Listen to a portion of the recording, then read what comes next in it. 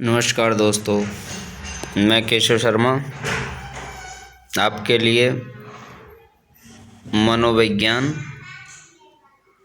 से संबंधित जो पहली यूनिट है बाल विकास, तो उसमें हम बाल विकास में बात करेंगे आज अभिवृद्धि और विकास। अभिवृद्धि क्या होती है और विकास क्या होता है। तो देखिए, अभिवृद्धि शब्द का उपयोग केवल शारीरिक वृद्धि यानी लंबाई, वजन, विभिन्न अंगों में होने वाली वृद्धि के लिए किया जाता है। अभिवृद्धि है ये, अभिवृद्धि नहीं है, ये है अभिवृद्धि।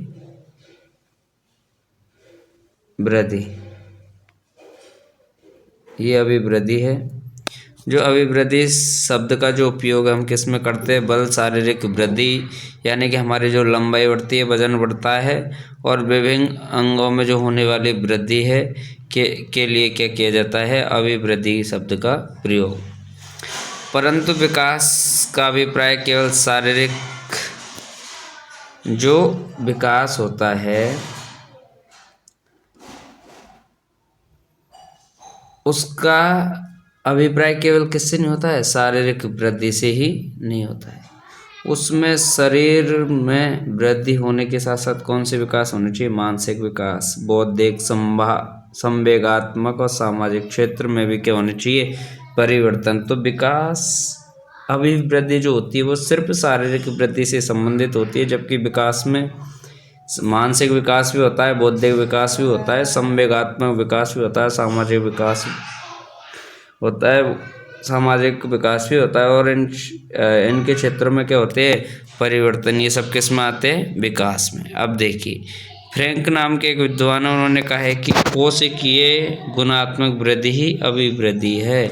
जो कोशिकाओं में गुणात्मक वृद्धि होती है उसको क्या माना है इन्होंने, अभिवृद्धि। हरलोक ने क्या कहा है, हरलोक ने कहा है कि विकास केवल अभिवृद्धि तक ही सीमित नहीं है। अभी बताया ना हमने कि विकास शारीरिक वृद्धि तक ही सीमित नहीं है। अभिवृद्धि को शारीरिक वृद्धि माना है तो ये नहीं है, यह तो परिपक्वता की दिशा में होने वाले परिवर्तनों को क्या है, प्रगतिशील क्रम है, जिसके द्वारा एक बालक में नई नई विशेषताएं और योग्यताएं क्या होती हैं, प्रकट होती है।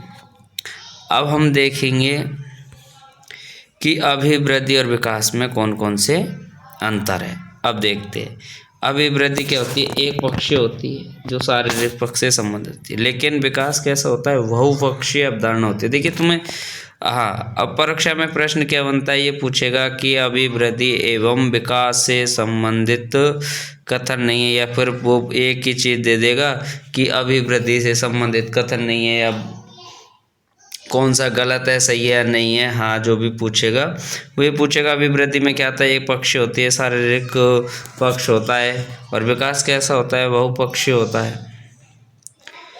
तो बहुपक्षीय में शारीरिक, मानसिक, संवेगात्मक, सामाजिक सारे विकास आ जाएंगे। अभिवृद्धि कैसे होती है, संकुचित होती है, जबकि विकास कैसा होता है, व्यापक होता है, एक बड़े स्तर पर होता है। अभिवृद्धि एक निश्चित समय के बाद रुक जाती है। अभिवृद्धि ज़्यादा से ज़्यादा किशोर अवस्था तक होती है, बस उसके बाद धीरे धीरे रुक जाती है। लेकिन विकास क्या होता है, जीवन पर्यंत, जब तक आदमी जन्म लेता है या जन्म पूर्व से लेकर मृत्यु तक चलता रहता है। अभिवृद्धि का मापन संभव है। अभिवृद्धि को हम लंबाई को नाप सकते हैं, चौड़ाई को नाप सकते हैं, वजन को नाप सकते हैं, सारी चीज़ों को, शारीरिक वृद्धि को हम नाप सकते हैं, लेकिन विकास को केवल क्या करते हैं, हम महसूस करते हैं। अभिवृद्धि कैसी होती है, मात्रात्मक। विकास मात्रात्मक भी होता है और कैसा होता है, गुणात्मक। मात्रात्मक क्यों होगा, क्योंकि अभिवृद्धि भी इसमें शामिल है। अभिवृद्धि की निश्चित दिशा नहीं होती, किसी की लंबाई कम, किसी की लंबाई ज़्यादा, कोई मोटा कोई पतला, कैसा भी हो सकता है। लेकिन विकास एक निश्चित दिशा में होता है, जो किससे होता है, सिर से पैर की ओर। वो तुमसे पूछ लेगा कथन सही है गलत में की जो विकास होता है वो किससे होता है? सिर से पैर की ओर होता है। हमें ये सारी चीज़ें याद रखनी जरूरी है। परीक्षा की दृष्टि से बहुत ही महत्वपूर्ण है। पहली यूनिट में जो प्रश्न बनेंगे वो यहाँ से ही बनेंगे। और एक कल और बताया था, जो विकास होता है वो क्या होता है? वुडवर्थ ने बताया था, वंश क्रम और वातावरण का क्या है? गुणनफल। एक तो वो चीज़ और एक ही चीज़। ये परीक्षा में इनके आने की 99% संभावनाएं है। अब विकास के सिद्धांत कौन कौन से?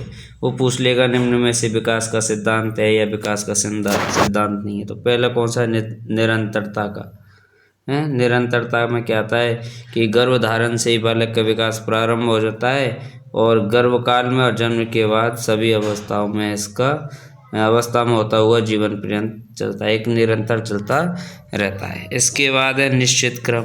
अभी बताया ना, बालक के गामक विकास सदैव एक निश्चित क्रम में होते हैं। जैसे भाषा का विकास सदैव LSRW मतलब सुनने का, फिर बोलेगा, फिर पढ़ेगा लिखेगा होता है। ऐसे ही किसका होता है? गामक विकास। परस्पर संबंध, बालक का जब विकास होता है तो एक दूसरे पक्षों से क्या होता है? प्रभाव। जैसे शारीरिक विकास अच्छा होगा तो मानसिक विकास भी अच्छा होगा। यही क्रम संवेगात्मक, सामाजिक, नैतिक विकास को भी क्या करता है? प्रभावित करता है। अब देखिए, हम शिक्षण विधियों में कुछ विधियों के नियम पढ़ते हैं ना, तो उनमें विशिष्ट से सामान्य की ओर आता है। लेकिन विकास ये बहुत जरूरी चीज़ है। हमें ये याद रखना है कि विकास हमेशा सामान्य से विशिष्ट क्रियाओं की ओर होता है, मतलब सामान्य से विशिष्ट की ओर होता है। इसके अनुसार बालक पहले सामान्य क्रियाएं सीखता है, फिर विशिष्ट क्रियाएं सीखता है, जैसे करवट बदलना, बैठना, उठना, घुटनों के बल चढ़ना, खड़े होने के क्रम में। समान प्रतिमान, ये शॉर्टसेन ने कहा है। एक शॉर्टसेन नाम के विद्वान ने माना है क्या कि माता पिता होते वैसी क्या होती है? संतान, मतलब समान होती है। दिशा का सिद्धांत अभी पढ़ा है अपन ने, दिशा का, ये भी इम्पोर्टेंट चीज़ है। तो विकास सिर से पैर की ओर होता है, विकास सामान्य से विशिष्ट की ओर होता है, या फिर केंद्र से परिधि की ओर होता है। इसी को क्या कहते हैं? मस्कोद्मुखी विकास भी कहते हैं। एक विभिन्नता का सिद्धांत, प्रत्येक संतान में विकास अलग अलग होता है। ये कौन सा सिद्धांत कहता है?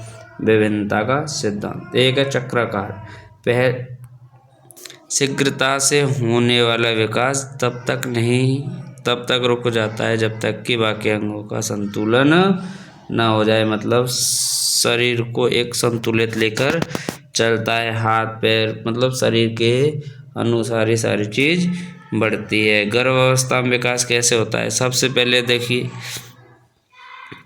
कल बताया था, गर्भावस्था में पहले बीजावस्था होती है। कौन सी अवस्था होती है? बीजावस्था होती है। बाकी ये परीक्षा की दृष्टि ज़्यादा इम्पोर्टेंट नहीं है, लेकिन अपन जल्दी थोड़ा सा इसको पढ़ लेते हैं।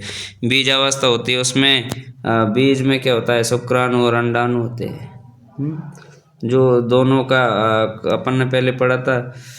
पितृकोश और मातृकोश मिलकर जायगोट बनाते हैं और संयुक्त कोश होता है, ये सुई की नोक के बराबर होता है। बीजावस्था में कितने दिन रुकता है? 15 दिन। योक नामक तरल पदार्थ अंडे की दीवार से स्रावित होता है तथा यह बीज के लिए पोषण का काम क्या करता है? जब 15 दिन तक तो एक तरल पदार्थ होता है। 16वें दिन अंडा फूट जाता है, किस में आ जाता है? भ्रूण में निकल आता है। गर्भधारण में कौन सा हार्मोन काम आता है? प्रोजेस्टेरोन हार्मोन जो है काम आता है। 16वें दिन कौन सी अवस्था जाती है? बीजावस्था के बाद भ्रूण अवस्था है। तो इसमें कितनी कोशिकाएं हो जाती है? 32। बीजावस्था के समापन के बाद लगभग 45 दिन, गर्भधारण के बाद 2 माह तक की अवस्था भ्रूण अवस्था होती है। भ्रूण अवस्था में 3 परत होती है, जिनके नाम है एक्टोडर्म, मेसोडर्म और एंडोडर्म। ये 3 अवस्थाएं, 3 परत होती है, सॉरी।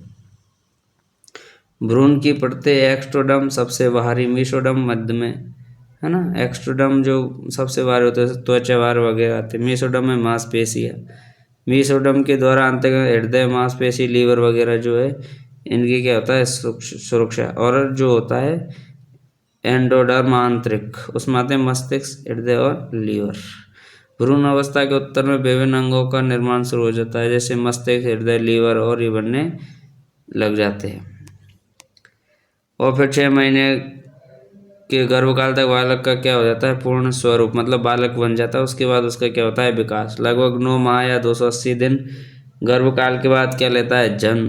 प्लेसेंटा के टूटे भाग से रिलैक्सिन हार्मोन होता है, जो जनन आर को बड़ा करने में क्या होता है, सहयोगी होता है। ये ज़्यादा इम्पोर्टेंट नहीं है। देखिए प्लेसेंटा नाल है ये, और पोषण की प्राप्ति भी यहाँ से होती है। जनन नाल होती है जिसको ऑक्सीटोसिन हार्मोन जन्म से पूर्व क्या है, ये सहयोग करता है। बालक 5, हाँ ये भी जरूरी है। गर्भकाल में 5वें माह में शिशु के दांतों का निर्माण शुरू हो जाता है, मतलब दांतों का निर्माण पेट में ही शुरू हो जाता है। बालक शिशु की अपेक्षा बालिका शिशु का जो होती है ना, बालिका, उसका गर्भकाल क्या होता है, लंबा होता है। लड़की का अधिकतम 330 दिन और न्यूनतम 180 दिन का हो सकता है। अब सबसे जरूरी जो चीज़ें हैं, ये अवस्था है शेष अवस्था, बाल अवस्था। अब देखिए वैसे सामान्यतः जो शेष अवस्था होती है वो कितनी होती है, 5 से 6 वर्ष तक। कितनी होती है, 5 से 6 वर्ष तक। इसको हम अगली क्लास में पढ़ेंगे। ये सारी चीज़ें बहुत इम्पोर्टेंट होने वाली है।